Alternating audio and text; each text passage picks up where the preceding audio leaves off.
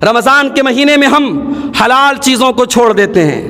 کھانا حلال ہے، پانی حلال ہے، بیوی سے ملنا حلال ہے، مگر ہم فجر سے لے کر کے مغرب تک نہ کچھ کھاتے ہیں، نہ پیتے ہیں، اور نہ بیوی سے ملاقات کرتے ہیں. ایسا تو نہیں ہے کہ رمضان میں شہوت ختم ہو جاتی ہے، بھوک نہیں لگتی، پیاس نہیں لگتی، بیوی کی ضرورت نہیں ہے. شہوت تو ہے، کھانے کی بھی شہوت ہے، پینے کی بھی شہوت ہے، جنسی شہوت بھی ہے، مگر ہم اپنے آپ کو کنٹرول کرتے ہیں. بھوکے پیاسے گھر میں آئے، فریج کھولا، ٹھنڈے پانی کی بوتل رکھی ہے. رمضان کے مہینہ میں افطار کے لیے کیلے لائے ہیں، کیلے فریج میں رکھے ہوئے ہیں، سیب رکھے ہوئے ہیں، انار رکھے ہوئے ہیں، تمام طریقے کی نعمتیں رکھی ہیں. وہ کون سی طاقت ہے میرے بھائی، وہ کون سی قوت ہے میرے بھائی جو آپ کو پیاس کے باوجود ٹھنڈے پانی کو پینے نہیں دیتی ہے؟ وہ کون سی طاقت ہے جو طرح طرح کے پھل آپ کی فریج میں رکھے ہیں مگر آپ نہیں کھاتے ہیں؟ ظہر کا ٹائم آیا، سورج ایک دم سر پر ہے، گرمی سے آپ بےحال ہیں، مسجد میں آئے، ٹھنڈے ٹھنڈے پانی سے وضو کیا، کلی کرنے کے لیے منہ میں پانی ڈالا، اگر کلی کرتے وقت پانی تھوڑا سا اندر چلا جائے. یا ایھا الناس اتقوا ربکم الذی خلقکم من نفس واحدہ وخلق منها زوجها وبث منهما رجالا كثيرا ونساء واتقوا الله الذي تساءلون به والأرحام إن الله كان عليكم رقيبا. يا أيها الذين آمنوا اتقوا الله وقولوا قولا سديدا يصلح لكم أعمالكم ويغفر لكم ذنوبكم ومن يطع الله ورسوله فقد فاز فوزا عظيما. أما بعد فإن خير الحديث كتاب الله وخير الهدي هدي محمد صلى الله عليه وسلم وشر الأمور محدثاتها وكل محدثة بدعة وكل بدعة ضلالة وكل ضلالة في النار. أعوذ بالله من الشيطان الرجيم. بسم الله الرحمن الرحيم. يا أيها الذين آمنوا كتب عليكم الصيام كما كتب على الذين من قبلكم لعلكم تتقون. محترم حاضرین جمعہ، بزرگوں اور دوستوں، نوجوان ساتھیوں، ہتھیہ دیارہ کی اس بستی میں یہ دوسرا موقع ہے جب آپ کے سامنے حاضر ہونے کا موقع مل رہا ہے. چند مہینے پہلے آپ کی اسی بستی میں ایک بڑا شاندار پروگرام منعقد ہوا تھا اور اس میں شرکت کا موقع ملا تھا، اور اسی وقت میں نے یہاں کے بعض احباب سے یہ وعدہ کیا تھا کہ آئندہ اگر کبھی موقع ملا تو اس بستی میں انشاءاللہ خطبہ جمعہ کے لیے حاضر ہونے کی کوشش رہے گی. اور آج کا یہ جمعہ رمضان کے پہلے آخری جمعہ ہے، اور اگلا جو جمعہ آئے گا وہ انشاءاللہ رمضان کے مہینے میں آئے گا. اور آپ یقین مانیں، کل رات میں پاکڑ میں تھا اور تقریباً 250-300 کلومیٹر کا سفر طے کر کے آپ کی بستی میں آج آیا ہوں، اور جمعہ کے فوراً بعد پھر مجھے اسی علاقے میں جام تاڑا جانا ہے، لگ بھگ 300-400 کلومیٹر کا اور سفر طے کرنا ہے. یہ ایک وعدے کی تکمیل تھی. دعا کیجیے اللہ تعالیٰ میرے آنے کو قبول فرمائے، اور ہم سب یہاں خطبہ جمعہ میں اور جمعہ کی نماز کے لیے حاضر ہوئے ہیں.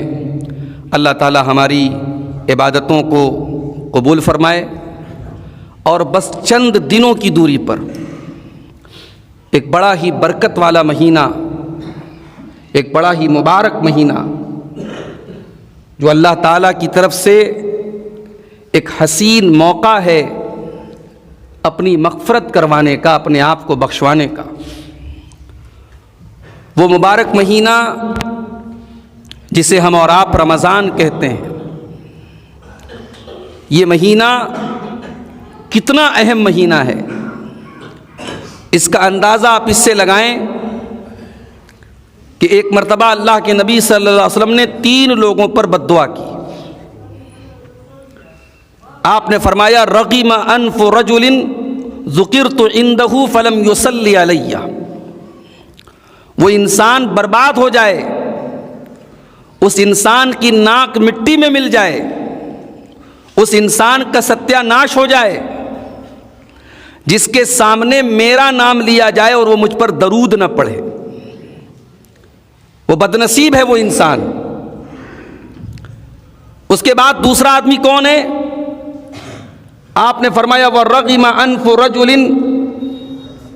أَدْرَكَ رَمَضَانَ، اور وہ انسان بھی برباد ہو جائے جو رمضان کا مہینہ پائے، ثُمَّ انسلخ، اور پھر رمضان چلا جائے، قبل ان یغفر لہ، اور اس کی بخشش نہ ہو سکے۔ یعنی رمضان ہمارے ایمان کی لائف لائن ہے۔ کبھی آپ نے دیکھا ہوگا جو انسان زندگی کی آخری سٹیج پر ہوتا ہے، ہاسپٹل میں جب ہم لے کے جاتے ہیں تو ایک مشین لگائی جاتی ہے، اس مشین میں اس کی ہارٹ بیٹس نظر آتی ہیں کہ اس کا دل دھڑک رہا ہے کہ نہیں دھڑک رہا ہے۔ اگر وہ مشین یہ بتا رہی کہ اس کا دل دھڑک رہا ہے، اس کا مطلب وہ انسان زندہ ہے، اور جیسے یہ نظر آنے لگے کہ اس کی دل دھڑکنے کی جو لائن ہے وہ سیدھی ہو رہی ہے، اب دل دھڑک نہیں رہا ہے، تو انسان سمجھ جاتا ہے کہ ابھی اللہ کو پیارا ہو گیا۔ رمضان ہمارے ایمان کی آخری نشانی ہے میرے بھائی۔ جس بستی میں، جس گاؤں میں، جس سماج میں رمضان میں بھی نمازی نظر نہ آئے، رمضان میں بھی قرآن پڑھنے کا ماحول نہ ہو، رمضان میں بھی اللہ کا ڈر نہ ہو، رمضان میں بھی لوگ شیطانی کاموں سے دور نہ رہیں، یہ سمجھ جاؤ کہ اب اس بستی میں ایمان باقی نہیں بچا ہے۔ کبھی آپ نے غور کیا ہوگا بڑی بڑی کمپنیاں سیل لگاتی ہیں، میں نہیں جانتا، ممکن ہے کٹیہار میں بھی بہت بڑے بڑے مال میں سیل لگتی ہوگی، کٹیہار بھی ماشاءاللہ بڑا شہر ہو چکا ہے، پورنیہ قریب میں ہے، پورنیہ میں آپ جا کے دیکھیں بڑے بڑے شاپنگ مال میں کبھی کبھی سیل لگتی ہے۔ سیل میں کیا ہوتا ہے کہ صاحب جو سامان 1000 روپے کا ہے وہ آفر میں 300 کا مل رہا ہے، 70% ڈسکاؤنٹ، 80% ڈسکاؤنٹ۔ تو جب سیل لگتی ہے تو ہمیں پتہ لگتا ہے کہ یار یہ سامان اتنا سستے میں مل رہا ہے، تو ہم جلدی سے اس سیل کا فائدہ اٹھاتے ہیں۔ اگر ہمیں واقعی میں اس سامان کی ضرورت ہے، فالتو چیز نہیں، ہمارا کپڑا ہے، ہمارے گھر کی چیزیں ہیں، بہت سستے میں مل رہی ہیں، ہم سوچتے ہیں یار لے لیتے، سستے میں مل رہا ہے۔ رمضان بھی اللہ تعالیٰ کی طرف سے نیکیوں کی ایک سیل ہے میرے بھائیوں، اللہ تعالیٰ کی طرف سے آپ کی بخشش اور مغفرت کا پروانہ ہے رمضان۔ اور رمضان ہمیں یہ چانس دے رہا ہے کہ اگر اب تک اپنے اللہ سے توبہ نہیں کی، اب تک آپ نے اللہ سے معافی نہیں مانگی، اب تک اپنے گناہوں پر اللہ کے سامنے شرمندہ نہیں ہوئے، تو اللہ تعالیٰ ایک موقع دے رہا ہے، اگر اب نہیں سدھرے تو کبھی نہیں سدھر سکتے۔ اسی لیے اللہ کے نبی فرما رہے ہیں اس انسان کی ناک مٹی میں مل جائے، وہ انسان برباد ہو جائے جو رمضان کا مہینہ پاتا ہے اور پھر رمضان کا مہینہ چلا جاتا اور اس کی بخشش نہیں ہو پاتی ہے۔ وَرَجُلٌ أَدْرَكَ عِنْدَهُ الْكِبَرَ وَالِدَاهُ، اور تیسرا بد نصیب انسان وہ ہے جس کے ماں باپ اس کو بڑھاپے میں مل جائیں، اس نے بوڑھے ماں کو پایا، اس نے بوڑھی ماں کو پایا، بوڑھے باپ کو پایا، فَلَمْ يُدْخِلَاهُ الْجَنَّةَ، اور اس کے ماں باپ اس کو جنت میں نہ لے کے جا سکیں، یعنی اپنے ماں باپ کی وہ خدمت نہ کرے، اپنے ماں باپ کا خیال نہ کرے، اس کے ماں باپ اس کو جنت میں نہ لے کے جا سکیں، اس سے بڑھ کے بد نصیب کوئی انسان نہیں ہے۔ یہ ہے میرے بھائیو 3 بد نصیب لوگ ہیں۔ رمضان کا مہینہ میرے بھائیو اللہ کی طرف سے ایک بڑا حسین موقع ہے، اور میں آپ کو ایک بات اور بتا دوں، رمضان ہمیں مل رہا ہے سن 1445 ہجری کا، یہ رمضان اللہ ہمیں دے رہا ہے۔ ہمیں سے بہت سارے لوگ ایسے ہیں جو پچھلے رمضان میں تھے اور اس سال نہیں ہیں، پچھلے رمضان میں انہوں نے تراویح کی نماز پڑھی، انہوں نے روزہ رکھا، انہوں نے افطار کیا، سحری کی، سارے کام کیے، اور اس رمضان کے آنے کے پہلے وہ اللہ کو پیارے ہو گئے، اس دنیا سے چلے گئے، لیکن ہمیں اللہ نے ابھی زندہ رکھا ہے، باقی رکھا ہے، یہ ہماری بہت بڑی خوش قسمتی ہے۔ اسے معمولی مت سمجھو میرے بھائیوں۔ اللہ کے نبی کے ایک صحابی ہیں، ان کا نام ہے طلحہ بن عبید اللہ۔ یہ طلحہ بن عبید اللہ کون ہے؟ یہ اللہ کے نبی کے ان 10 صحابہ میں سے ہیں جن کو اللہ کے نبی نے نام لے کر جنتی کہا ہے۔ ہمارے نوجوانوں کو تو یہ بھی پتہ نہیں ہوگا وہ 10 صحابہ کون ہیں۔ انڈیا کی کرکٹ ٹیم کے 11 کھلاڑیوں کے نام پکے یاد ہوں گے۔ فلمی ہیرو ہیروئن کی باتیں پوچھ لیں، پالیٹکس کی باتیں پوچھ لیں، راجنیتی کی باتیں پوچھ لیں، مگر نبی کے صحابہ کا نام پوچھ لو، نام نہیں پتہ ہے۔ کتنے نوجوان ہیں، ان سے پوچھو حضرت علی کون تھے، ابو بکر صدیق کون تھے، عمر فاروق کون تھے، عثمان غنی کون تھے، نہیں بتا پائیں گے۔ یہ افسوس کی بات ہے میرے بھائیوں۔ صرف پیسہ کما لینا، صرف بلڈنگیں بنا لینا، صرف اپنے بچوں کو اچھا کپڑا پہنا دینا، اچھی زندگی دے دینا، معاف کیجئے یہ تربیت نہیں ہے، یہ تربیت نہیں ہے۔ یہ تو غیر مسلم بھی کر رہا ہے، اپنے بچوں کو پڑھا رہا ہے، لکھا رہا ہے۔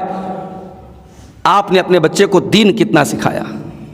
ہماری نوجوان نسل اپنے نبی کو نہیں جانتی، نبی کے صحابہ کو نہیں جانتی، اور ہم یہ صاحب اپنی دولت پہ ناز کر رہے ہیں، اپنی عیش و عشرت پہ ناز کر رہے ہیں۔ اللہ کے واسطے اپنے نبی کے صحابہ کو پہچانو میرے بھائی۔ 10 صحابہ ہیں جن کا نام لے کر کے اللہ کے نبی نے جنتی کہا۔ کون ہے 10 صحابہ؟ ابو بکر صدیق، عمر فاروق، عثمان غنی، حضرت علی، حضرت طلحہ، حضرت زبیر، حضرت سعد بن ابی وقاص، حضرت سعید بن زید، حضرت ابو عبیدہ بن جراح، حضرت عبد الرحمن بن عوف۔ یہ 10 صحابہ ہیں، ان کو عشرہ مبشرہ کہا جاتا ہے۔ یہ وہ 10 صحابہ ہیں جن کا نام لے کر کے اللہ کے نبی نے ان کو جنتی کہا ہے۔ انہی میں سے ایک صحابی ہے طلحہ بن عبید اللہ۔ یہ کہتے ہیں کہ اللہ کے نبی کے پاس 2 لوگ آئے اور بہت دور سے چل کے آئے، اور ان دونوں نے ایک ساتھ اسلام قبول کیا۔ اس میں سے ایک آدمی کچھ محنتی تھا اور دوسرا اس کے مقابلے میں کم محنتی تھا۔ تو جو زیادہ محنتی تھا وہ اللہ کی راہ میں جہاد کرتے ہوئے، لڑائی کرتے ہوئے، جنگ کرتے ہوئے شہید ہو گیا، اور جو اس کے مقابلے میں کم محنتی تھا وہ 1 سال بعد بھی زندہ رہا، اور 1 سال کے بعد اس کا انتقال ہوا، نارمل طریقے سے اس کی موت ہوئی۔ بڑے غور سے سننا، 2 صحابی اکٹھے اسلام لائے، ایک زیادہ محنتی تھے، کم محنتی تھے۔ زیادہ محنتی جو تھے، دین کے معاملے میں زیادہ کام کرتے تھے، زیادہ محنت کرتے تھے، وہ اللہ کی راہ میں شہید ہو گئے، اور دوسرے والے صحابی 1 سال کے بعد نارمل طریقے سے ان کا انتقال ہوا۔ حضرت طلحہ کہتے ہیں میں نے خواب میں دیکھا کہ میں جنت کے دروازے پر کھڑا ہوں، اور جنت کے دروازے پر ایک فرشتہ آتا ہے، اور وہ انسان جس کا انتقال 1 سال بعد ہوا تھا، نارمل طریقے سے ہوا تھا، جو دین کے معاملے میں کم محنت کرتا تھا، اس کو جنت میں لے کے چلا جاتا ہے۔ پھر وہ دروازے پر آتا ہے اور اس انسان کو جو اللہ کی راہ میں شہید ہوا تھا، جو دین کے معاملے میں محنت کیا کرتا تھا، اس کو لے کر کے جنت میں چلا جاتا ہے۔ پھر وہ جنت کے دروازے پر آتا ہے اور مجھ سے کہتا ہے کہ تمہارے ابھی جنت میں جانے کا ٹائم نہیں آیا ہے۔ حضرت طلحہ کہتے ہیں صبح کو میری نیند کھلی، میں نے اپنا یہ خواب نبی کے صحابہ کو بیان کیا، سب کو بڑی حیرت ہوئی، سب کو بڑا تعجب ہوا، ایسا کیسے ہو سکتا ہے؟ جو انسان دین کے معاملے میں زیادہ محنت کرتا تھا، جو اللہ کی راہ میں شہید ہوا تھا، وہ بعد میں جنت میں جا رہا ہے، اور جو اس کے مقابلے میں کم محنت کرتا تھا وہ پہلے جنت میں جا رہا ہے، ایسا کیسے ہو سکتا ہے؟ صحابہ کرام کو تعجب ہو رہا ہے، حیرت ہو رہی ہے، اور یہ بات اللہ کے پیارے نبی صلی اللہ علیہ وسلم تک پہنچ جاتی ہے۔ ابن ماجہ کی صحیح روایت ہے، اللہ کے نبی فرماتے ہیں اے میرے صحابہ، تمہیں کس بات پر تعجب ہو رہا ہے، کس بات پر تمہیں حیرت ہو رہی ہے؟ مجھے یہ بتاؤ کہ جس صحابی کا انتقال 1 سال بعد ہوا تھا، کیا اس نے اپنے بھائی کے مقابلے میں 1 سال زیادہ نیکی کے کام نہیں کیے؟ صحابہ نے کہا اللہ کے نبی، اس نے 1 سال زیادہ نیکی کا کام کیا۔ پھر آپ نے فرمایا الیس قد ادرک رمضان، کیا اس انسان کی زندگی میں ایک اور رمضان کا مہینہ نہیں آیا؟ ہاں اللہ کے نبی، ایک اور رمضان کا مہینہ آیا۔ آپ نے فرمایا اس ایک رمضان میں اس نے اپنے بھائی کے مقابلے میں زیادہ نماز پڑھی کہ نہیں پڑھی، زیادہ روزہ رکھا کہ نہیں رکھا، زیادہ سجدہ کیا کہ نہیں کیا؟ ہاں اللہ کے نبی، اس نے اپنے بھائی کے مقابلے میں ایک رمضان زیادہ پایا تو زیادہ روزہ رکھا، زیادہ تراویح پڑھی، زیادہ نماز پڑھی۔ آپ نے فرمایا فَكَانَ مَا بَيْنَهُمَا أَبْعَدُ مِمَّا بَيْنَ الْأَرْضِ وَالسَّمَاءِ، ان دونوں کے تھوڑا سا پانی لے آئیے، پانی ان دونوں کے درمیان اس قدر دوری ہے جتنی دوری زمین و آسمان کے درمیان ہے۔ میرے بھائیوں، رمضان کا مہینہ پانے والا اپنے اس بھائی کے مقابلے میں جس کو رمضان کا مہینہ نہیں ملا تھا، اللہ کے نبی نے فرمایا ان دونوں کے مقام و مرتبے میں اتنی دوری ہے جتنی دوری زمین و آسمان کے بیچ میں ہے۔ ہم خوش نصیب ہیں میرے بھائیوں، اللہ ہمیں ایک اور رمضان دے رہا ہے، ہماری زندگی میں ایک اور رمضان آ رہا ہے، ہم خوش نصیب ہیں۔ اپنی نیتوں کو صحیح کر لو۔ رمضان آ رہا ہے، آپ کی نیت کیا ہے؟ آپ کے دل میں کیا چل رہا ہے؟ اگر آپ کے دل میں یہ چل رہا ہے کہ ارے یار مارچ میں رمضان کا مہینہ آ رہا ہے، 14-15 گھنٹے بھوکے رہنا پڑے گا، صبح 4 بجے سحری کھائیں گے تو پھر شام کو 6:30 بجے افطار کرنا ہوگا، اتنا لمبا بھوکا رہنا پڑے گا، اگر رمضان کو لے کر کے آپ کے دماغ میں یہ چل رہا ہے، آپ کو بھاری لگ رہا ہے رمضان، آپ کو روزے کی عبادت مشکل لگ رہی ہے اور آپ کا دل اور دماغ اندر سے ڈر رہا ہے، تو معاف کرنا میرے بھائی، آپ رمضان کی برکت کو نہیں حاصل کر پائیں گے۔ رمضان آنے پر خوشی ہونی چاہیے کہ اللہ وہ برکت والا مہینہ آ گیا جو سال بھر مسجد میں نہیں جھانکا کرتا تھا، آج رمضان کے مہینے میں مسجد میں نظر آ رہا ہے۔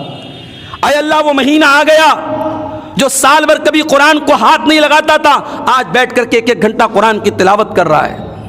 جو انسان سال کے دوسرے مہینوں میں شراب پیا کرتا تھا، جوا کھیلا کرتا تھا، زنا کیا کرتا تھا، آج 1 مہینے کے لیے اللہ تعالیٰ نے کم سے کم اسے ان گناہوں سے دور کر دیا ہے اور وہ روزہ رکھ رہا ہے، نماز پڑھ رہا ہے۔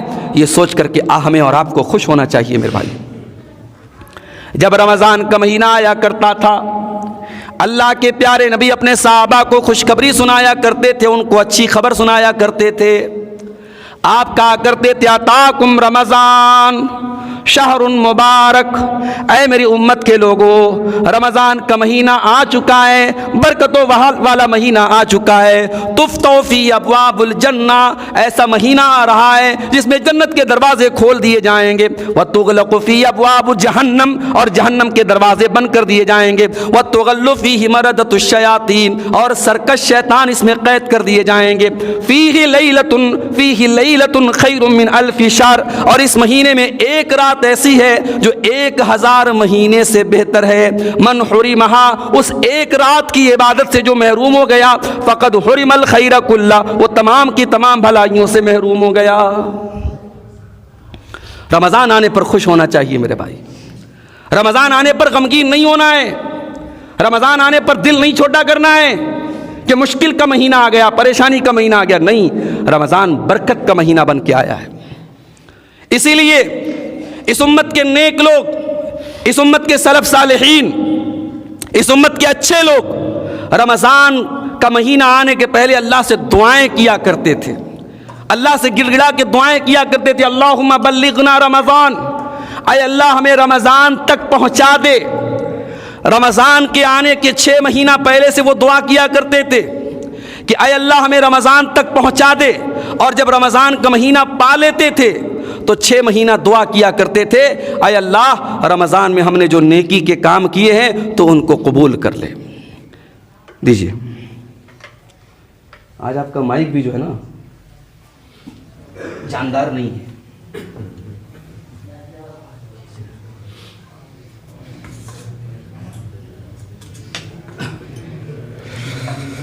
مسئلہ یہ ہے کہ ادھر بھی مسلسل میں سفر میں ہوں اور رات کی نیند بھی جو ہے پوری نہیں ہو پا رہی ہے، اس کا بھی اثر پڑتا ہے انسان کے اوپر۔ میں پچھلے 48 گھنٹے میں 2 دن کے اندر، آپ یقین کریں 2000 کلومیٹر کا سفر میں نے بائی روڈ طے کیا ہے، بنارس سے پٹنہ، پٹنہ سے ارریہ، پھر ارریہ سے فلائٹ سے گیا تھا میں بھونیشور اڑیسہ، پھر اڑیسہ سے 650 کلومیٹر کا سفر طے کر کے بنارس، پھر بنارس سے پھر کل رات میں پاکڑ، پھر پاکڑ سے آپ کے ہتھیا دیارہ، یعنی 48 گھنٹے میں 2000 کلومیٹر کا سفر۔ اب ظاہر ہے کہ انسان ہے بھائی، اور پیٹھ سیدھی کرنے کا موقع ظاہر ہے کار میں بیٹھ کے نہیں ملتا ہے۔ یہ بتانے کا مقصد اپنی بڑائی نہیں ہے، میں بتانا یہ چاہتا ہوں کہ حالات یکساں نہیں ہوتے ہیں، اور میں آپ کے علاقے میں آیا ہوں، میں چاہتا ہوں میں کھل کے آپ کے سامنے بات کروں، بولوں، اور آپ کے سامنے اپنا خون جگر نکال کے رکھ دوں۔ دعا کیجیے اللہ تعالی ہم سب کو عمل کی توفیق دے۔ رمضان کا مہینہ میرے بھائیوں بڑا ہی بابرکت مہینہ ہے۔ سلف صالحین دعائیں کیا کرتے تھے، 6 مہینہ دعا کرتے تھے، اے اللہ تو ہمیں رمضان تک پہنچا دے، اور اگلے 6 مہینہ یہ دعا کیا کرتے تھے کہ اے اللہ رمضان میں ہم نے جو عبادت کی ہے تو اس کو قبول فرما لے۔ مگر معاف کرنا میرے بھائیوں، کچھ ایسے بھی بد نصیب ہیں رمضان کا برکت والا مہینہ بھی ان کو سدھار نہیں پاتا ہے۔ وہ رمضان میں بیٹھ کر کے کھاتے پیتے رہتے، روزہ نہیں رکھتے، انہیں موبائل پر بیٹھ کر کے ویڈیو گیم اور رمضان موبائل پر بیٹھ کر کے ویڈیو دیکھنے میں مزہ آتا ہے، وہ تراویح کی نماز چھوڑ کر کے بیٹھ کر کے موبائل میں لگے رہتے ہیں۔ یاد رکھو میرے بھائیوں، جب اللہ تبارک و تعالیٰ کی طرف سے جب انسان گناہ کرتے کرتے اس قدر اس کا دل کالا پڑ جائے کہ اس کے دل پر گناہوں کی پٹی پڑ جائے، تو رمضان کا برکت والا مہینہ بھی اس کے اندر کوئی فرق نہیں لا سکتا۔ ابھی آپ نے دیکھا ہوگا ایک ویڈیو آیا تھا مکہ کا، خانے کعبہ سے کچھ دوری پر ایک انسان بیٹھا ہے، احرام کے کپڑے میں عمرہ کرنے گیا ہے، حج کرنے گیا ہے، احرام کے کپڑے میں ہے، اور خانے کعبہ سے کچھ فٹ کی دوری پر بیٹھا ہے، کچھ میٹر کی دوری پر بیٹھا ہے، اور ویڈیو آیا تھا کہ جہاں پہ بیٹھ کے لوگ طواف کر رہے ہیں، جہاں پہ بیٹھ کے نماز پڑھ رہے ہیں، جہاں پہ بیٹھ کے اللہ کا ذکر کر رہے ہیں، جہاں پہ بیٹھ کے لوگ اللہ کو یاد کر رہے ہیں، جہاں پہ لوگ آنسو بہا رہے ہیں، جہاں پہ لوگ رو رہے ہیں، جہاں پہ لوگ اللہ کا ذکر کر رہے ہیں، وہ بد نصیب انسان اپنے موبائل پر بیٹھ کر کے گیم کھیل رہا تھا۔ اس دنیا میں ایسے بھی لوگ ہیں میرے بھائیوں، بڑا بد نصیب ہے وہ انسان جو رمضان کے اس مہینے کی قدر نہ کرے، اس کی مبارک گھڑیوں کی قدر نہ کرے۔ مجھے ایک واقعہ یاد آیا، امام مالک رحمۃ اللہ علیہ اپنے دور کے بہت بڑے امام تھے، مدینہ کے اندر نبی کی مسجد میں بیٹھ کر حدیث پڑھاتے تھے، حدیث کا درس دیتے تھے، اور ان کے پاس بہت سارے دنیا کے مختلف علاقوں سے بچے آ کر کے حدیث کا علم سیکھتے تھے، اللہ کے رسول کی حدیثوں کو سیکھتے تھے۔ امام مالک حدیث پڑھا رہے تھے، اتنے میں ایک آدمی باہر سے آیا اور چلا کے کہنے لگا جاءت الفیل جاءت الفیل جاءت الفیل، ایک بہت بڑا ہاتھی آیا ہے، ایک بہت بڑا ہاتھی آیا ہے۔ مدینہ میں ہاتھی نہیں ہوتا تھا، مدینہ میں ہاتھی نہیں ہوتا تھا، مدینہ والوں نے کبھی ہاتھی نہیں دیکھا تھا۔ امام مالک کے درس میں جتنے بچے بیٹھے تھے سب اٹھ کے چلے گئے ہاتھی دیکھنے کے لیے، سارے کے سارے ہاتھی دیکھنے کے لیے چلے گئے۔ امام مالک نے دیکھا کہ ان کا ایک شاگرد جس کا نام یحییٰ بن ابی یحییٰ تھا، جس کا نام یحییٰ بن ابی یحییٰ تھا، وہ نہیں گیا، وہ بیٹھا ہوا ہے۔ امام مالک نے پوچھا بیٹا سارے لوگ ہاتھی دیکھنے چلے گئے، تو کیوں ہاتھی دیکھنے نہیں جا رہا ہے؟ کیا تو نے ہاتھی پہلے دیکھا ہے؟ اس نے کیا جواب دیا تھا؟ امام مالک کے اس شاگرد نے کیا جواب دیا تھا میرے بھائیوں؟ اس نے کہا تھا انما قدمت المدینہ لارا مالکا، کہ استاذ محترم میں مدینہ آیا ہوں، اپنا گھر بار چھوڑ کر کے آپ سے علم حدیث سیکھنے کے لیے آیا ہوں، آپ سے نبی کی حدیثوں کو سیکھنے کے لیے آیا ہوں، میں ہاتھی دیکھنے کے لیے نہیں آیا ہوں۔ اللہ اکبر! کیا جواب دیا اس نے؟ میں ہاتھی دیکھنے کے لیے نہیں آیا ہوں۔ حالانکہ ہاتھی دیکھنے چلا جاتا 10 منٹ لگتا، 15 منٹ لگتا، مگر وہ طالب علم وہ یہ سوچ کر کے آیا تھا کہ میں جب مدینہ منورہ جاؤں گا اور امام مالک کی خدمت میں بیٹھ کر کے حدیث سیکھوں گا تو میری زندگی کا ایک ایک منٹ بڑا قیمتی ہوگا، ایک ایک منٹ کی بڑی قدر کروں گا۔ وہ ایک منٹ بھی برباد کرنے کو تیار نہیں ہے۔ میرے بھائیوں، اس کے دوسرے ساتھی ہاتھی دیکھنے چلے گئے، لیکن وہ لڑکا ہاتھی دیکھنے نہیں گیا۔ کیوں؟ اس کو پتا تھا کہ میں کیوں آیا ہوں اپنا گھر بار چھوڑ کے، اسے اپنی زندگی کا مقصد پتا تھا، اور اس کا انجام کیا ہوا، اس کا نتیجہ کیا نکلا؟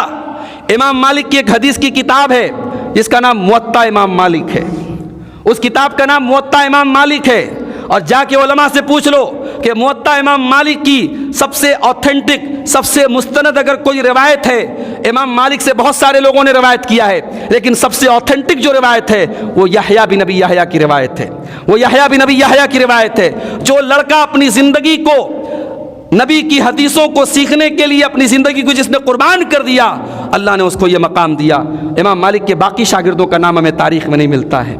میرے بھائیوں, رمضان کا مہینہ بھی اللہ کی طرف سے ہمیں ایک تحفے کے طور پر ملا ہے.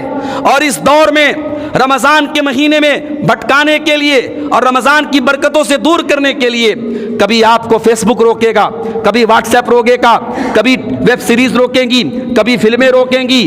اور کچھ لوگوں کو میں نے دیکھا رمضان میں وہ کیا کرتے ہیں, وہ اسلامی فلمیں دیکھتے ہیں. جیسے ایک فلم آئی تھی ارطغرل غازی کے نام سے, ترکی فلم تھی اور اس میں ترکی کرداروں کو دکھایا گیا تھا. تو بعض لوگ سوچتے ہیں کہ بھائی رمضان کا مہینہ ہے, اس میں نارمل فلم دیکھنا تو صحیح نہیں ہے, چلو یہ اسلامی فلم دیکھ لیتے ہیں. معاف کرنا میرے بھائیوں, یہ شیطان کا دھوکہ ہے. کوئی اسلامی فلم نہیں ہوتی ہے. رمضان کے مہینے میں موبائل سے اپنے آپ کو جتنا ممکن ہو سکے دور رکھو. اگر موبائل کا استعمال کرنا ہے صحیح استعمال کرو. یہ موبائل آپ کے لیے اسی ہاتھی کی طرح ہے جو امام مالک کے شاگردوں کو علم حدیث سے دور کرنے کے لیے آیا تھا. آج بہت ساری چیزیں ہمارے سامنے ایسی ہیں جو ہاتھیوں کی طرح ہیں اور جو ہمیں ہمارے مقصد سے دور کر رہی ہیں.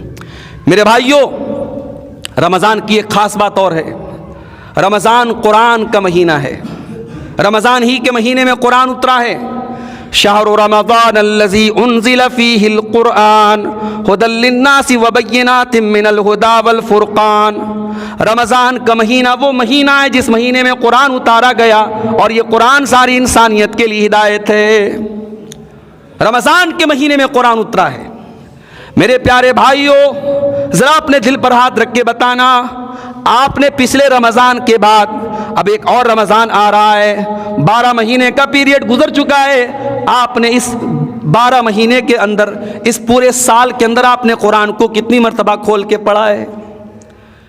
غور کر کے بتانا, اپنے دل پر ہاتھ رکھ کے بتانا کہ آپ نے اس ایک سال میں قرآن کو کتنی مرتبہ کھول کے پڑھا ہے. میرے پیارے بھائیوں, ہمارا کوئی دوست ہمیں میسج کرتا ہے, ہمیں کال کرتا ہے اور ہم دیکھ کر کے اس کا میسج نظر انداز کر دیں, اس کی کال کو ریسیو نہ کریں, ہمارا دوست ہم سے ناراض ہو جائے گا, ہمارا رشتہ دار ہم سے ناراض ہو جائے گا. تم کیسے رشتہ دار ہو, تم کیسے دوست ہو, تم ہمارے میسج کو اگنور کر رہے ہو, ہماری کال کو ریسیو نہیں کر رہے ہو. میرے پیارے بھائیوں, یہ قرآن بھی اللہ کا پیغام ہے, یہ قرآن بھی اللہ کا میسج ہے. ہم نے اگر سال بھر اس قرآن کا حق ادا نہ کیا, اگر ہم نے سال بھر قرآن کو نہیں پڑھا, کم سے کم رمضان کے مہینے میں قرآن کو پڑھا کرو. بڑی برکت والی کتاب ہے میرے بھائی. قرآن کا مقام یہ ہے, اللہ کے نبی فرماتے ہیں من قرأ حرفا من کتاب اللہ, جو قرآن کا ایک حرف پڑھتا ہے اللہ تعالیٰ اس کو 10 نیکیاں دیتا ہے. ایک حرف پڑھنے پر 10 نیکیاں ملتی ہیں. اور آگے اللہ کے نبی فرماتے ہیں میں یہ نہیں کہتا کہ الف لام میم ایک حرف ہے, بلکہ الف الگ ایک حرف ہے, لام الگ ایک حرف ہے, میم الگ ایک حرف ہے. آپ نے الف لام میم پڑھا تو آپ کو 30 نیکیاں ملیں گی. اچھا, کچھ لوگ ایسے ہوتے ہیں بیچارے قرآن پڑھنے بیٹھتے ہیں, زبان نہیں چلتی ہے. وہ جب قرآن پڑھتے ہیں اٹک اٹک کے پڑھتے ہیں, کوشش کر رہے ہیں لیکن اٹک اٹک کے پڑھ رہے ہیں. ان کو لگتا ہے کہ یار مجھ سے نہیں ہوگا, وہ رکھ دیتے ہیں. اگر آپ قرآن پڑھ رہے ہیں اور اٹک اٹک کے پڑھ رہے ہیں تو ہاریے مت, تھکیے مت, اور پڑھیے. اللہ کے نبی فرماتے ہیں جو قرآن کو محنت کر کے پڑھتا ہے, زبان نہیں کھل رہی ہے, زبان میں اس کے اٹک رہا ہے اور اٹک اٹک کے وہ قرآن پڑھ رہا ہے, اس کو ڈبل ثواب ملے گا. یہ قرآن کا مقام ہے میرے بھائیوں. اور اگر ہم نے قرآن کو نہیں پڑھا اور رمضان کے مہینے میں بھی قرآن کو نہیں پڑھا, ہم سے بڑا بد نصیب کوئی نہیں ہوگا. ارے ہم تو سر سے پیر تک گناہوں میں لت پت لوگ ہیں. کوئی گھنٹہ کوئی منٹ ایسا نہیں گزرتا جب اللہ کی ہم کوئی نافرمانی نہ کرتے ہوں. قیامت کے دن یہ قرآن اللہ کی بارگاہ میں ہماری سفارش کرے گا, ہماری سفارش کرے گا. یہ قرآن اللہ سے کہے گا اے اللہ, راتوں کو یہ قرآن پڑھا کرتا تھا, ساری دنیا سوئی رہتی تھی, اے اللہ یہ قرآن کھول کے پڑھا کرتا تھا. اور قرآن اللہ سے کہے گا اے اللہ تو اس سے راضی ہو جا, اور قرآن کی سفارش کو اللہ قبول کرے گا. اس لیے میرے بھائیوں, رمضان میں اپنے آپ کو قرآن سے اپنے آپ کو جوڑ لو اور قرآن کو پڑھو. اور اگر ہو سکے تو قرآن کا کوئی اچھا سا ترجمہ اور کوئی اچھی سی تفسیر آپ اس کو بھی اپنے مطالعے میں رکھیں. بنگلہ زبان آتی ہے، بنگلہ میں بھی قرآن کا ترجمہ ہو چکا ہے، ہندی آتی ہے، ہندی میں بھی قرآن کا ترجمہ ہو چکا ہے۔ قرآن کو صرف پڑھو ہی مت، بلکہ قرآن کو سمجھ کر کے بھی پڑھنے کی کوشش کرو۔ آدھا گھنٹہ 1 گھنٹہ رمضان میں ڈیلی ہم قرآن کو سمجھ کر کے پڑھنے کی کوشش کریں، انشاءاللہ اس سے بھی آپ بڑی برکتیں اپنی زندگی میں محسوس کریں گے۔ میرے بھائیوں، رمضان میں ہم ایک چیز اور دیکھتے ہیں، رمضان میں سب بدل جاتا ہے۔ صبح کو 4 بجے کون اٹھ کر کے کھانا کھاتا ہے بھائی؟ ہم صبح ناشتہ کرتے ہیں 8 بجے 9 بجے، لیکن رمضان میں بدل گیا معاملہ۔ صبح 4 بجے بیگم نے اٹھایا، چلیے اٹھیے سحری نہیں کرنا ہے کیا؟ صبح 4 بجے اٹھ کے سحری کر رہے ہیں۔ اس کے بعد دوپہر کا کھانا سال بھر ہم کھاتے ہیں، مگر رمضان میں دوپہر کا کھانا غائب ہو جاتا ہے، دوپہر میں کچھ نہیں کھانا ہے۔ رات کا کھانا ہم کھاتے ہیں 8 بجے 9 بجے، لیکن رمضان میں ہمیں افطار کے ٹائم کھانا ہوتا ہے، کھانے کا ٹائم بدل گیا۔ تراویح کی نماز پڑھ کے گھر آئے 11 بج گیا، سوتے سوتے 12 بج گیا، 12 بجے سوئے۔ عام دنوں میں اگر 12 بجے سوتے تھے تو صبح فجر کے ٹائم بھی نیند نہیں کھلتی، اتنے اٹھ پاتے تھے، لیکن رمضان میں 12 بجے سوئیں چاہے 1 بجے سوئیں، صبح 4 بجے سحری کے ٹائم ہمیں اٹھا دیا جاتا ہے، بلکہ ہم اٹھ جاتے ہیں۔ رمضان میں ہماری زندگی میں پریورتن آ جاتا ہے، چینجنگ آ جاتی ہے، ہماری زندگی کا ٹائم ٹیبل بدل جاتا ہے، کھانے کا، پینے کا، اٹھنے کا، جاگنے کا، کاروبار کرنے کا ٹائم بدل جاتا ہے۔ رمضان ہمیں یہ سبق دے رہا ہے، اگر نیت سچی ہو، اگر ارادہ پکا ہو، اگر انسان دل میں ٹھان لے تو کوئی چیز ایسی نہیں جو انسان بدل نہ سکے۔ ہمارے بعض بھائی ہیں جو نشے کی لت کے شکار ہیں، جو نشہ کرتے ہیں، چاہے وہ نشہ شراب کا ہو، چاہے وہ نشہ بیڑی کا ہو، چاہے وہ نشہ سگریٹ کا ہو، چاہے وہ نشہ گٹکے کا ہو، چاہے وہ نشہ کھینی کا ہو، چاہے وہ نشہ تمباکو کا، کوئی بھی طریقے کا نشہ ہو۔ ہمارے بعض نوجوان کہتے ہیں مولوی صاحب لت لگ گئی ہے، چھوٹ نہیں سکتی، چھوٹ نہیں رہی ہے۔ رمضان ہمیں یہ سبق دے رہا ہے، دنیا کی کوئی لت ایسی نہیں جو چھوٹ نہ جائے، دنیا کی کوئی عادت، بری عادت ایسی نہیں جو چھوٹ نہ سکے۔ انسان کو بس پکا ارادہ کرنے کی ضرورت ہے میرے بھائی۔ رمضان میں جب آپ کے کھانے کا ٹائم بدل گیا، آپ کے پینے کا ٹائم بدل گیا، آپ کے سونے جاگنے کا ٹائم بدل گیا، آپ کی شراب بھی چھوٹ سکتی ہے، آپ کا گٹکا بھی چھوٹ سکتا ہے، آپ کی بری عادتیں بھی چھوٹ سکتی ہیں۔ اگر آپ سال کے 11 مہینے فجر کی نماز میں نہیں اٹھ پا رہے ہیں، 1 مہینہ ٹرائی کرو میرے بھائی، رمضان کے مہینے میں پکا ارادہ کر لو، 1 دن بھی فجر کی نماز میں چھوڑوں گا نہیں۔ سحری کرنے کے بعد، اور اسی لیے اللہ کے نبی صلی اللہ علیہ وسلم سحری اور فجر کی نماز میں زیادہ فاصلہ نہیں رکھتے تھے، یہ مسئلہ بھی یاد رکھ لو۔ بعض لوگ کیا کرتے ہیں، رات کو 2 بجے اٹھ کر کے سحری کھا کے سو جاتے ہیں۔ سحری کے بیچ میں اور فجر کی نماز کے بیچ میں زیادہ ڈسٹینس نہیں ہونا چاہیے۔ مان لو اگر فجر کی اذان ہو رہی ہے 4:15 بجے، 4:20 پہ یا 4:30 بجے، تو آپ 4 بجے سحری کھا لو، تاکہ سحری کے بیچ میں اور فجر کے بیچ میں زیادہ ٹائم نہ ہو، اور وہ جو ٹائم بچے 15-20 منٹ اس میں قرآن پڑھ لو، اس میں کچھ نفل نمازیں پڑھ لو، اس میں بیٹھ کے اللہ سے دعا کرو، اور یہ طے کر لو، ٹھان لو کہ ہمیں رمضان میں 1 دن بھی فجر کی نماز جماعت سے نہیں چھوڑنا ہے، ڈیلی ہمیں جماعت سے پڑھنا ہے۔ اگر آپ 30 دن پابندی سے ایسا کریں گے میرے بھائیوں، انشاءاللہ آپ کی عادت پڑ جائے گی۔ آپ ہر بری عادت کو چھوڑنے کا رمضان میں پکا ارادہ کر لو، اللہ کا وعدہ ہے، اللہ کا وعدہ، اگر آپ کی نیت سچی ہے آپ کی وہ بری عادت چھوٹ جائے گی۔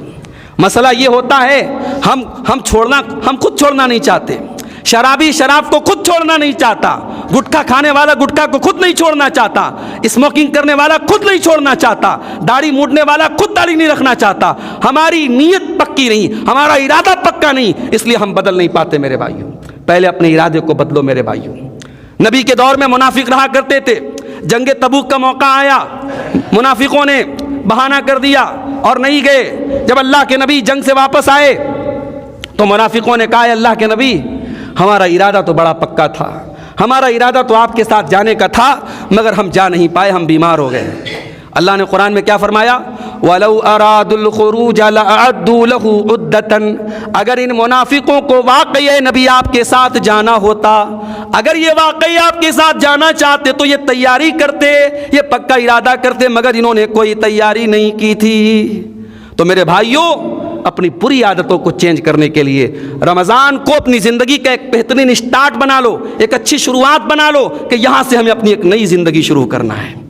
معاف کرنا میرے بھائیوں، ہتھیا دیارہ کی اس بستی کا ذکر میں نے بنارس تک میں کیا، میں نے یو پی میں کیا کہ بھائی کٹیہار میں ایسے علاقے میں گیا جہاں شاندار مسجد गांव के लोगों ने कायम की और कोई बाहरी ताउन नहीं, अपने आपस के ताउन के बदौलत एक शानदार मस्जिद और लगभग लाखों नहीं बल्कि करोड़ तक की अगर हम बात करें खर्च करके एक शानदार मस्जिद कायम की।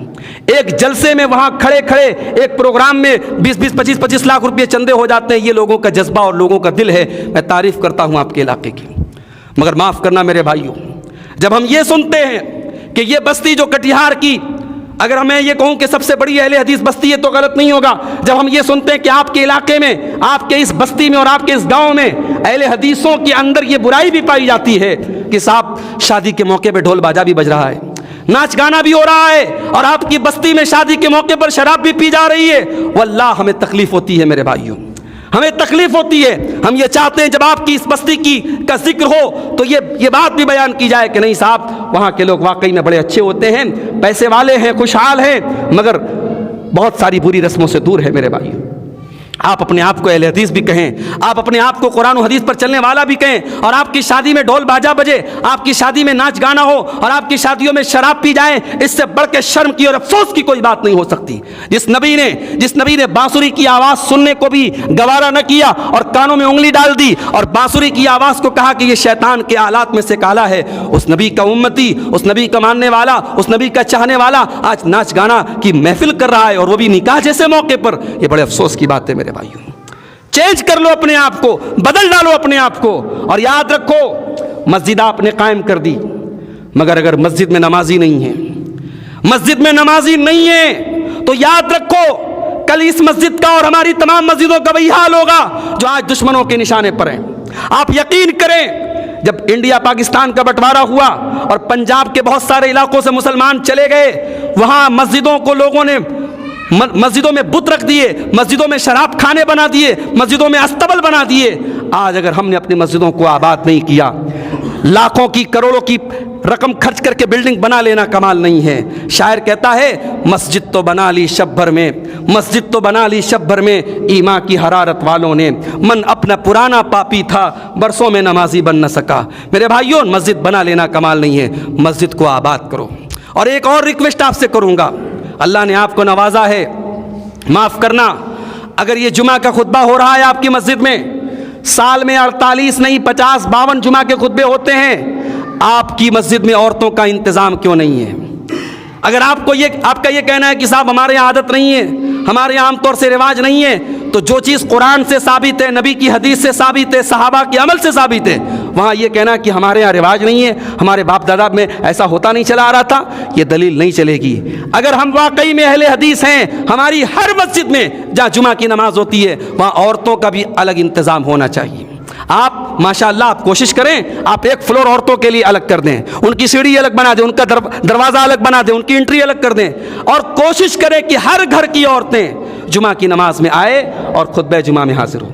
और फिर जब ये इंतज़ाम हो जाए और 1 साल के बाद मैं आपसे रिपोर्ट लूँगा, और इंशाअल्लाह मैं पूरे दावे के साथ कहता हूँ, अगर 1 साल तक आपकी औरतें जुमा के खुतबे में आ जाएं, और जब हम औरतों की बात करते हैं सिर्फ बूढ़ी औरतों से मुराद नहीं है, जवान औरतें, आपकी बच्चियाँ, आपकी बहुएँ सब आएँ और 50 जुमा का खुतबा वो सुन लें, ये आधा घंटा की तकरीर वो सुन लें, बहुत फ़र्क महसूस करेंगे आप अपनी सोसाइटी में। कितनी समाज में गंदगियां हैं, रस्म और रिवाज हैं जो औरतों की जहालत की वजह से हैं, और आपके बच्चे जो आज तालीम नहीं हासिल कर रहे हैं औरतों की जहालत की वजह से। जब आपकी औरतें पढ़ेंगी, आपकी लड़कियां पढ़ेंगी, तो जब वो खुद माँ बनेंगी तो अपने बच्चों को पढ़ाएंगी। मेरे भाइयों, ज़िंदगी में तालीम भी बड़ी ज़रूरी है और दीन की तालीम तो बहुत ज़रूरी है, इसलिए इस मस्जिद में आप औरतों का भी इंतज़ाम करें, इस मस्जिद में आप औरतों का भी इंतज़ाम करें। और मैं आज ये वादा आपसे लेकर के जाना चाहता हूं कि इंशाअल्लाह आइंदा जब मैं इस मस्जिद में आऊं तो मुझे मालूम हो कि हाँ, हतिया दियारा वालों ने उस शानदार मस्जिद में औरतों का भी इंतज़ाम कर लिया। ये बहुत ज़रूरी कदम है मेरे भाइयों, इसमें आप कोई टाल मटोल मत कीजिएगा, और मस्जिद में आप नमाज से इसको आबाद कीजिए, मस्जिद को नमाज से आबाद कीजिए। अल्लाह कुरान में कहता है इन्नमा यामुरु मसाजिद अल्लाह मन आमन बिल्लाहि वल यौमिल आखिर। अल्लाह की मस्जिद को वो लोग आबाद करते हैं जो अल्लाह पर ईमान रखते हैं, जो क़यामत के दिन पर ईमान रखते हैं, व अक़ामस्सला, और जो नमाज कायम करते हैं। मस्जिद में चंदा दे देना, मस्जिद में दान दे देना ये बड़ा काम नहीं है, मस्जिद को वो आबाद करता है जो नमाज कायम करता है। ऐसी नमाज के साथ अपना ऐसा ताल्लुक़ जोड़ो मेरे भाई, اور اللہ کا شکر ادا کرو۔ اگر آپ کا گھر مسجد سے قریب میں ہے، مسجد کے پڑوس میں ہے، آپ مسجد کے پڑوسی ہیں، اللہ کا شکر ادا کرو۔ میرے پاس ایسے بھی فون آتے ہیں، مولانا صاحب میں ایسے گاؤں میں رہتا ہوں جہاں اہل حدیث کی کوئی مسجد نہیں ہے، مجھے 3 کلومیٹر اور 10 کلومیٹر دور مجھے جا کر کے نماز پڑھنا پڑتا ہے، اور میرے آس پاس میں جو مسجدیں ہیں وہاں کا امام شرک کرتا ہے، وہاں کا امام قبر پہ سجدہ کرتا ہے، میں کیا کروں؟ میرے بھائیوں، ایسی سچویشن آپ کے ساتھ نہیں ہے۔ آپ کے گاؤں میں، آپ کے پڑوس میں مسجد موجود ہے، اللہ کا شکر ادا کرو اور مسجد کا حق ادا کرو۔ اور آخری بات، رمضان کا مہینہ ایک اور سبق دے رہا ہے میرے بھائیوں۔ رمضان کے مہینے میں ہم حلال چیزوں کو چھوڑ دیتے ہیں۔ کھانا حلال ہے، پانی حلال ہے، بیوی سے ملنا حلال ہے، مگر ہم فجر سے لے کر کے مغرب تک نہ کچھ کھاتے ہیں، نہ پیتے ہیں، اور نہ بیوی سے ملاقات کرتے ہیں۔ ایسا تو نہیں ہے کہ رمضان میں شہوت ختم ہو جاتی ہے، بھوک نہیں لگتی، پیاس نہیں لگتی، بیوی کی ضرورت نہیں ہے۔ شہوت تو ہے، کھانے کی بھی شہوت ہے، پینے کی بھی شہوت ہے، جنسی شہوت بھی ہے، مگر ہم اپنے آپ کو کنٹرول کرتے ہیں۔ بھوکے پیاسے گھر میں آئے، فریج کھولا، ٹھنڈے پانی کی بوتل رکھی ہے۔ رمضان کے مہینہ میں افطار کے لیے کیلے لائے ہیں، کیلے فریج میں رکھے ہوئے ہیں، سیب رکھے ہوئے ہیں، انار رکھے ہوئے ہیں، تمام طریقے کی نعمتیں رکھی ہیں۔ وہ کون سی طاقت ہے میرے بھائی، وہ کون سی قوت ہے میرے بھائی جو آپ کو پیاس کے باوجود ٹھنڈے پانی کو پینے نہیں دیتی ہے؟ وہ کون سی طاقت ہے جو طرح طرح کے پھل آپ کی فریج میں رکھے ہیں مگر آپ نہیں کھاتے ہیں؟ ظہر کا ٹائم آیا، سورج ایک دم سر پر ہے، گرمی سے آپ بےحال ہیں، مسجد میں آئے، ٹھنڈے ٹھنڈے پانی سے وضو کیا، کلی کرنے کے لیے منہ میں پانی ڈالا۔ اگر کلی کرتے وقت پانی تھوڑا سا اندر چلا جائے، کون دیکھنے جاتا ہے؟ کون دیکھنے جاتا ہے؟ کوئی کیمرہ ریکارڈ نہیں کر رہا ہے، کسی کو خبر بھی نہیں لگے گی، مگر آپ کلی کے لیے پانی حلق میں منہ میں ڈالتے ہیں اور باہر نکال دیتے ہیں۔ ایک قطرہ بھی اس پانی کا آپ حلق کے نیچے نہیں اتارتے ہیں۔ اللہ اکبر! رمضان کا بہت بڑا سبق ہے۔ رمضان ہمیں تقویٰ سکھاتا ہے، رمضان ہمیں اللہ کا ڈر سکھاتا ہے، رمضان یہ بتاتا ہے کہ اللہ کا ڈر ایسا ہوتا ہے کہ منہ میں پانی گیا ہے، پیاس لگی ہے، گرمی کا موسم ہے، مگر پانی کو اندر نہیں جانے دینا ہے۔ میرے بھائی، جس اللہ کے لیے آپ نے حلال کو چھوڑ دیا، کھانا حلال تھا، پانی حلال تھا، بیوی سے ملنا حلال تھا، مگر آپ نے رمضان میں 14-15 گھنٹے اپنے آپ کو دور رکھا۔ اس اللہ کے حکم پر آپ حرام کیوں نہیں چھوڑ سکتے؟ اس اللہ کے حکم پر آپ زنا کیوں نہیں چھوڑ سکتے؟ شراب کیوں نہیں چھوڑ سکتے؟ حرام کھانا کیوں نہیں چھوڑ سکتے؟ میرے بھائیو، رمضان ہمیں سبق دے رہا ہے، اگر اللہ کے لیے حلال چھوڑ سکتے ہو تو حرام بھی چھوڑ دو۔ میرے بھائیو، رمضان میں، آنے والے رمضان میں یہ ارادہ کر لو کہ جو بھی بری عادتیں ہیں انشاءاللہ ہم اس کو دور کریں گے۔ اور ایک بڑی اہم عبادت رمضان کی تراویح کی نماز ہے۔ تراویح کی نماز میں آپ 1 گھنٹہ 1.5 گھنٹہ جو بھی تراویح کی نماز میں ٹائم لگتا ہے، آپ اس کو بوجھ نہ سمجھیں۔ آپ 1 گھنٹہ تراویح کی نماز پڑھیں گے، آپ کو پوری رات نماز پڑھنے کا ثواب ملے گا۔ اللہ کے نبی فرماتے ہیں کہ جو امام کے ساتھ تراویح کی نماز پڑھتا ہے اس کو پوری رات قیام کرنے کا ثواب ملتا ہے۔ اس لیے پابندی کے ساتھ تراویح کی نماز آپ پڑھیں تاکہ پوری رات آپ کو تہجد پڑھنے کا ثواب ملے۔ یہ چند باتیں تھیں جو رمضان کے تعلق سے تھیں۔ میں امید کرتا ہوں، میں انشاءاللہ آپ سب سے یہ امید کرتا ہوں کہ آنے والے رمضان کو ہم اپنی زندگی کا سب سے بہترین رمضان بنائیں گے انشاءاللہ۔ ہمارے اندر جو بھی بری عادتیں ہیں انشاءاللہ ہم اس رمضان سے ان تمام بری عادتوں کو چھوڑ دیں گے انشاءاللہ۔ اور میں یہ بھی امید کرتا ہوں کہ ہمارے وہ بھائی جو اب تک نماز سے دور تھے انشاءاللہ اب ان کی زندگی نماز سے آباد ہوگی۔ ہمارے وہ بھائی جو کسی قسم کا نشہ کرتے تھے اب انشاءاللہ وہ ہر قسم کے نشے سے دور ہوں گے۔ ہمارے وہ بھائی جو شادی بیاہ میں بری رسم و رواج کے قائل تھے اور اس پر عمل کرتے تھے اب انشاءاللہ آئندہ ان کے گھر میں کوئی شادی ہوگی تو وہ اس کو چھوڑیں گے اور اس پر نکیر کریں گے، ان کے گھر کی عورتیں بھی انشاءاللہ اس پر نکیر کریں گی۔ ہم اللہ سے دعا کرتے ہیں رب العالمین ہمیں رمضان کی برکتوں کا صحیح معنوں میں فائدہ اٹھانے کی توفیق عطا فرمائے۔ رب العالمین ہمیں جس طریقے سے دنیا میں اللہ تعالیٰ نے خوشحال بنایا ہے اور دنیا میں ترقی دی ہے اور دنیا میں نعمتوں سے نوازا ہے، اللہ آخرت کی نعمتیں بھی ہم سب کو عطا فرما دے۔ اس گاؤں کے لوگوں کو اللہ تعالیٰ دین اور دنیا دونوں جہان کی ترقی اور کامیابی عطا فرمائے۔ رب العالمین جس طریقے سے تو نے ہمیں اس گھر کو بنانے کی، اس مسجد کو بنانے کی توفیق دی ہے، اے اللہ اس مسجد کو ہم سب کو آباد کرنے کی تو توفیق عطا فرما۔ اے اللہ ہمارے بچوں کو تو دین پر چلنے والا بنا دے، ہماری ماؤں بہنوں کو دین پر چلنے والا بنا دے، ہمارے اندر جو بری عادتیں ہیں ان کو چھوڑنے کی ہم سب کو توفیق عطا فرما۔ ہمارے ایک بھائی کا بھی فون آیا، ان کی اہلیہ بہت بیمار ہیں، ہمارے بنارس سے 100 کلومیٹر دور مئو ایک جگہ ہے، مئو کے رہنے والے ہیں، اہلیہ ان کی بیمار ہے، لکھنؤ میں ہاسپٹل میں ایڈمٹ ICU میں ہیں، انہوں نے خاص طور سے دعا کی ہے اللہ ان کی اہلیہ کو شفاء کامل عاجل عطا فرمائے۔ جو بھی بیمار ہمارے بھائی ہیں اللہ تمام بیماروں کو شفا عطا فرمائے، جو روزی روٹی سے پریشان ہیں اللہ ان کے کاروبار میں برکت نصیب فرمائے۔ رب العالمین ہمیں ہر شر سے محفوظ رکھے، دنیا میں ایمان پر قائم رکھے اور ایمان پر ہم سب کا خاتمہ ہو، آمین۔ وآخر دعوانا ان الحمد للہ رب العالمین۔